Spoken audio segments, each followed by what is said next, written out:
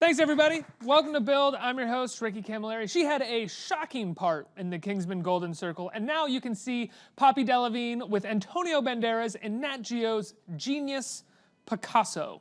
Let's take a look. I need to see him. He's working. He was supposed to come Tuesday. It's Thursday. You'll just have to wait with everyone else. I need to see him. Mademoiselle, please. Please. Listen to me. I had an appointment for an interview 3 hours ago. Why does she get to go in? Same for everybody, sir. Pablo? Who is this woman, Pablo? Sorry, I told her you were working, but... I am Delevingne. And you must be Marie-Thérèse? Yes. The mother of his child, the woman he's going to marry. Perhaps you should pay a visit to his wife, the mother of his other child, and inform her of this expectation. Tell this woman to leave. Now. I'm not going anywhere, mademoiselle. One of us is leaving, Pablo. Which one is up to you?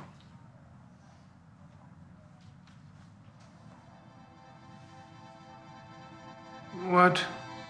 You settled it? Yep.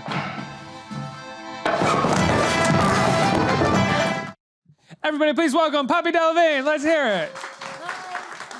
Hello, hello. Hey there. Hi. Thanks for coming in. Oh, thank you so much for having me. It's so nice to be back. Yeah, it's very nice to have you. Congratulations on Genius Picasso. Thank you. An incredible piece of work. What was it like to be able to dive into this character? It's a pretty, somewhat tragic figure in the life of Picasso. Yeah, it was quite incredible for me. Actually, when I was at school, I'd studied Picasso a little bit. I knew a little bit about his art, but I didn't know much about his personal life. But I did know one painting that I fell completely in love with, which is called Le Rêve. And it was of Marie-Thérèse Walter, so I knew that name. So when the audition came to me, I was like, I actually do know who that character is because of this one painting. And yeah, she was quite extraordinary. They were together for almost a decade. She was his lover and muse. They had a beautiful baby together. And it was really remarkable getting to play this character. And they began their relationship quite illicitly, right? She was 17 and he was 45. So quite a gap. Different era. Different era, exactly. I was going to say very different era, different time. I feel like that's the preface of this show. Different there should be rules. like a warning before each episode. It's like, warning, just different era. Different era, guys. Exactly, different era. Don't panic, don't freak out.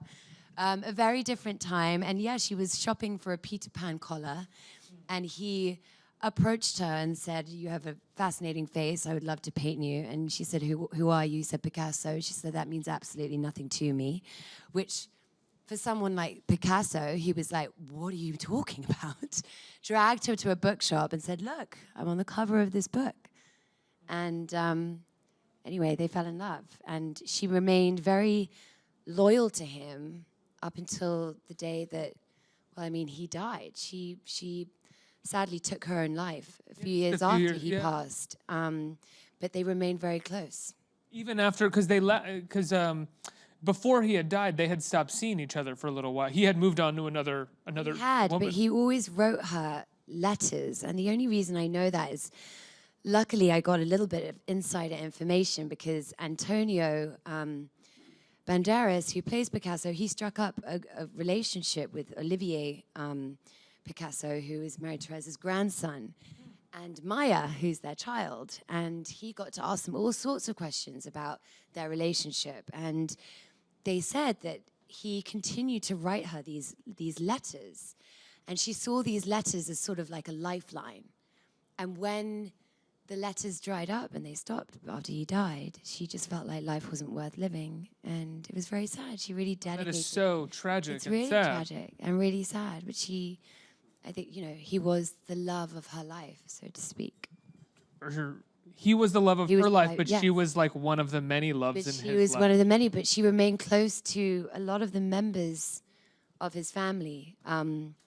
When Claude, his first son, he had an incident where he almost took his life, and Marie-Thérèse actually was the one who took care of him and visit him every day in hospital. And I think there's a scene in the film where they describe François Gillot, who Clémence Posey plays, describes them as a sort of dysfunctional family, and I think everyone can kind of resonate with that. There were all of these ex-wives, ex-lovers, children from numerous, but they all kind of knew each other. Some liked each other, some didn't, but they were all in each other's lives because of this man. They're all kind of consciously revolving around this Yes. sun, and Yeah. he was so bright Yeah. that they were kind of okay with whatever dysfunctional way they were Exactly. living, as long as they got to revolve around this. As long as that they could be a part of it. And I think that he was always keeping them in his life somehow at some point.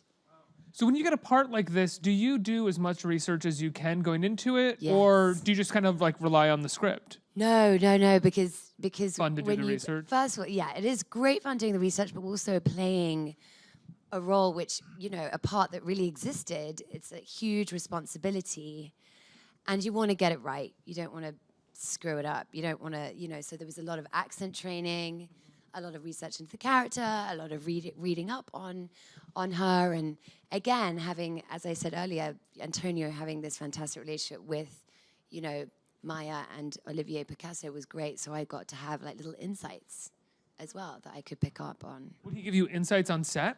Yeah, he would. He was very generous, Antonio. Like, I'm still very new to this acting game. I'm still very much learning.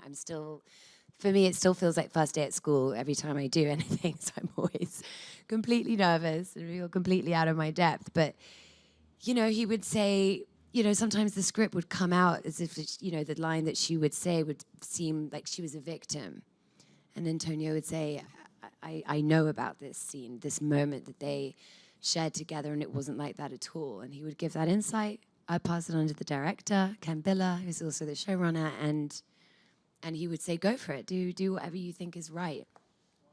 Yeah. Now, you said that you're still new to this acting game. When did you decide, how long ago did you decide that you wanted to act? Okay, so And what was that decision I'm like? 32 today. Today? Today. That means you say And- happy birthday. And thank you. 32 today, and so I probably started, I got into it when I was like 28, so it's been about 4 years. What was the process like getting into it? It really hard because, you know, modeling before that for years, and I think people are very quick to judge, or they're very quick to dismiss. They kind of think, oh, she's just an old model and she's just bored or whatever. So it just, you have to really prove yourself. I had to really prove myself and work really hard at it, and it was quite a while of no jobs whatsoever. I mean, I really started at 25, and 28 was when I started getting jobs. So at 25, you started auditioning. yeah. What was your first job? What was the first job you got? First job was King Arthur, the Guy Ritchie movie, and I played his mum, which was fun. Charlie Hunnam's mum. That was cool. I enjoyed Not that. actual Charlie, the baby, the As a child. baby, yeah, that would have been That would have been weird. slightly weird. Although there are prosthetics, and I mean, in this, at the end, you see me as 70, which is kind of bizarre. I mean, these prosthetic artists are geniuses. Geniuses? Is it geniuses or genii? I don't know. They are genii in their own right, and they took me from 17 to 70, which is impressive, I think. But I had like jowls, and I had like a wattle, and How long was the process to get all that on? 4 hours. Yeah, 4 hours. Show up at like 5 in the morning. So no, a bit earlier. It would be like, because they'd have you on set about 7 a.m. So a lot earlier. You know, you'd sit on the chair and be cross-eyed or eyes shut, half snoring. While they're You do it while They sleeping? let you, like, they have like a headrest thing, so you can literally do that and be passed out.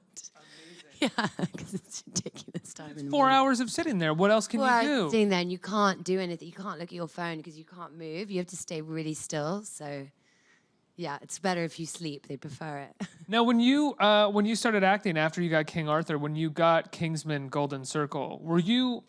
I mean, we couldn't. Last time you were here, we couldn't talk about the stuff that was in that movie because we couldn't spoil anything. So, being All that a naughty new stuff. actress, were you hesitant in doing that movie, even though it was kind of all in good fun and cheeky? It was still. I mean, it's Shocked. hard for me Were to you be shocked? shocked. Were It's you hard for me to shocked? be shocked. Oh, And I I'm was shocked when sorry. they went that way. No, good shock. Good. I mean, no, I didn't have there was no question in my mind whether I would do that or not do that. I love the Kingsman, the original Kingsman, the first one, so much. And I've always been a huge fan of Matthew Vaughn. And so for me, I was like, I'm doing it. I don't care what they're going to make me do. I'm doing it. But yeah, filming that scene was quite an extraordinary process. And I feel like a lot of people thought it was quite bizarre as well. Was it in the, like, that wasn't something that, like, that was like when you signed up to do the movie, you knew that scene was in there. That wasn't like, you're in the movie and then 2 weeks later, like, hey, we rewrote that scene. We got a whole thing here. Yeah, but I mean, they made it very kind of light-hearted. Like, they didn't delve into too much detail into what it would. They said that, you know, Eggsy will be planting a tracker on you. ... Didn't know exactly where they would be planting it. So these things were slightly, there were slight surprises when it came to it.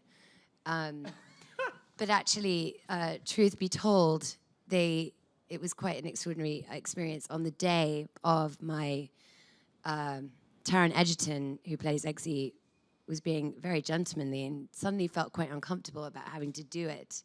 Fair enough. And so the next thing I know is my husband has been called on set to Warner Brothers Studios.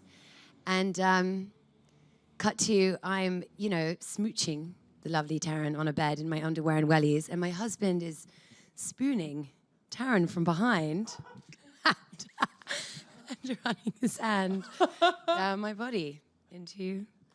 So That's one way to take care of it. That's amazing. It was really weird. But I love the laugh out loud, by the way. That's good. It's like respectful, but also like the fact that you have to be in the scenario. Well, I think at that moment, Taron, I kind of looked at Taron and I think he was regretting his choice quite quickly. He was getting like, spooned. why didn't I just do what I was told to do in the original plan and just act it instead of now I'm in between a married couple and having to sort of deal with it. I mean, he was green. He was green by the time it ended. And my husband was cool as a cucumber. What was the conversation like after that? Or did everyone just kind of like, I just like couldn't everyone stop walk laughing. away from they each had other? to keep cutting. They were like, cut, Poppy, you have to stop laughing because when you laugh, your whole body shakes and we can see it because we're You were kind of like- close. And you were like, are you kidding me? You want me to stop laughing right now? Do you Look at understand how this. funny this is and how weird this is? Anyway, it was great. A story for the grandchildren, for sure. I would say, yeah. And afterwards, everyone was cool. There was no awkwardness. There was no awkwardness. I wouldn't We talk to laugh about anybody. it to this day now, and Taron thinks it's, we all still laugh at it. And Matthew was very, very grateful to my husband, I think, and also almost joked about giving him a credit in the film as the hand, which he didn't in the end. So that's annoying, but I'll forgive you, Matthew. Did your husband want a credit? No, I don't think he wanted the credit too much. I think he kind of wanted it all to disappear a little bit. What was I imagine after a scene like that, you are not afraid of doing any kind of scene. What was your biggest fear going into Picasso? Actually, the fight scene kind of scared me because I'm not naturally a very aggressive person, and in fact, I'm not at all. And turning up on set that day, I just met Samantha Colley, who plays Dora Maar, for the very first time, and she, we had 2 stunt doubles, and I saw the stunt doubles, and I went up, introduced myself, and I was like, I'm so glad you guys are here. I'm so relieved. At which point, Sam's like, no, I think we should do it ourselves. I don't think we should let the stunt doubles do it. We should do it. And I'm like, really? Why? Why would we do that? I don't want to fight you. This is really intense. Anyway, we went for it. We did it ourselves, and like 7 takes later, I'm trembling and basically unable to walk. But it was fun, and I'm really relieved that Sam made me do it because, It seemed like she enjoyed it, and that's why she was like, we should do this. You should beat me up. She's just a really good actor, and she's just ballsy, and she's got guts, and she was like, let's do it ourselves. Come on, let's enjoy the process. And she was right, and I'm really glad we did. But I literally could not walk for 3 days after. I was like hobbling around. She was like trying to get me down on the ground. I was trying to stay up. And then she'd go flying into an easel because I would sort of like hit back. And then I would sort of drop character. Go, oh my God, I'm so sorry. I'm so sorry. That really English thing. And they'd go, cut. You have to stay in character. Stop apologizing and get on with it. Like, we'll find out if she's okay after we'll we're find done. out if she's okay afterwards. No, but there was lots of health and safety, obviously. Everyone was very professional. But it was... Did everybody kind of gather around to watch were they excited to watch an actual fight? It's not gonna be stunt people. Let's go. Let's watch. There's already so many people there anyway. There's like cameras everywhere, but all the cameras, were set up on stands, and there were pillows, like on the basis of all of them in case we weren't flying into a camera. There was like, Don't want to so break the the whole camera. thing was like padded, so that there was no, no one falling into anything. Does that make you want to do more of your own stunts from now on? It does, yes, it does. A little taste of stunt work. 100%. Let's go to, we're going to go to audience questions, but before we do that, you already brought up, it is your birthday, right? Yes. And I think that the crew has prepared a cupcake or a cake of Really? some kind for that's you. so nice. Look at this. Thank you And he's so going to light it much. on stage. Oh, thank you. There it is. And we're not going to sing happy birthday. We're all just going to go, guys. happy birthday on the count of 3. 1, 2, 3. Happy birthday! Woo, thank you so much. Make Oh, a wish. okay. You gonna tell us what you can, I am not telling you what you're I not wish telling for. us? I am Okay, not okay, fair telling- enough, fair enough, fair enough. Who's? Thank you, though. Oh, of course. Who has a question out here? Right there, you, sir. Hi, I was Hello. wondering when you started in fashion, was it your intention to become an actor?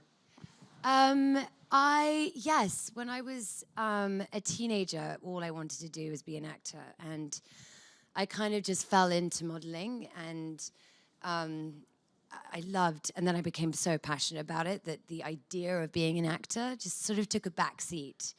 I moved out to New York when I was 22 because I wanted to pursue acting and I wanted to go to drama school. And then I joined an agency, and it just really took off in that way, and it kind of was always in the back of my mind. And I do regret not starting earlier, to be honest. I wish I'd sort of started straight away when my passion was really there, but the whole modeling experience was one that I'm so grateful for and one that I don't regret whatsoever. So, yeah.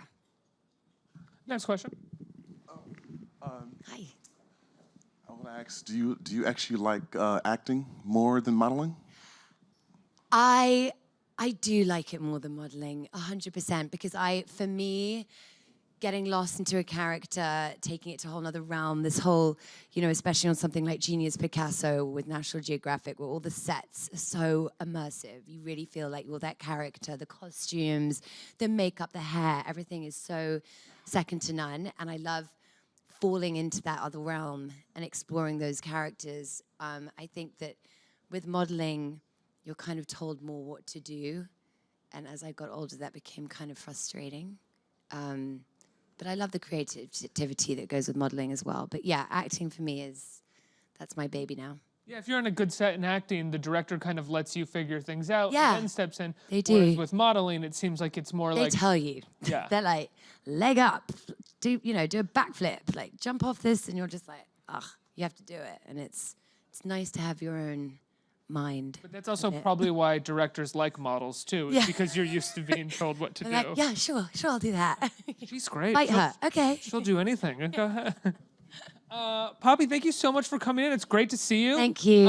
Your performance is wonderful in Genius Picasso. It is on National Geographic. What nights is it? Tuesday on? nights. Tuesday nights. Tuesday night. It's called Genius Picasso, and everybody please give a round of applause for Thank Poppy. you. Let's hear it. Thank you, guys.